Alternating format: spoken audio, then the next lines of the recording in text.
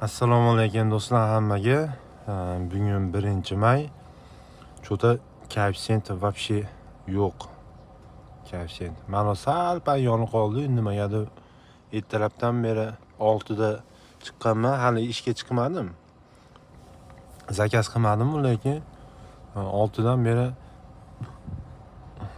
koeffitsient вообще yo'q. Faqatni o'ynayapmi, bilmayman. Liniyaga chiqdik. Xudosi ishda boshladik. Birinchi zakaz 588 rubl. Спасибо за поездку. Hali zakaz Заказ berganim будет yo'q. оплачен наличными. Пожалуйста, И убедитесь, что вы кассинг не оставили в автомобиле свои вещи. Для Davolib улучшения pulni качества chiqarsam обслуживания deyapti. поставьте нам оценку в 12 приложении. ishlasam 3 soat. 12 da kirib ketib, nochga chiqaman. Ikkinchi zakaz. Ikkinchi zakaz. Uchinchi zakaz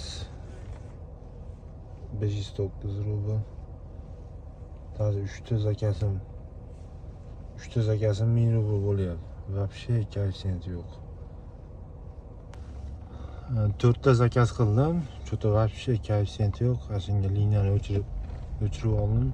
Yoki kech payt chiqaman, bo'lsam hozir Azon skladga registratsiyadan o'tib ko'rdim. Mashinaga bir Azon skladga borib ishlab ko'rsam ekan deyapman.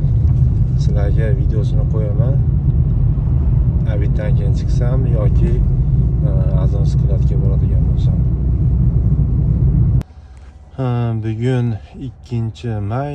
Короче, kecha ishlamadim chunki ish yaxshi bo'lmadi. 2,5 ming zakaz qildim. Kirib ketganman uyga. Bugun ham kechpayt noshta chiquvdim. Mana noshta boshlaganman. Keyin orada soat 5 da to'xtatdim zakazni.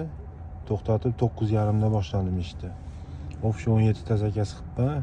12500 rubl bo'ldi. Podpiska bo'lishni unutmanglar, like bosib qo'yinglar do'stlar.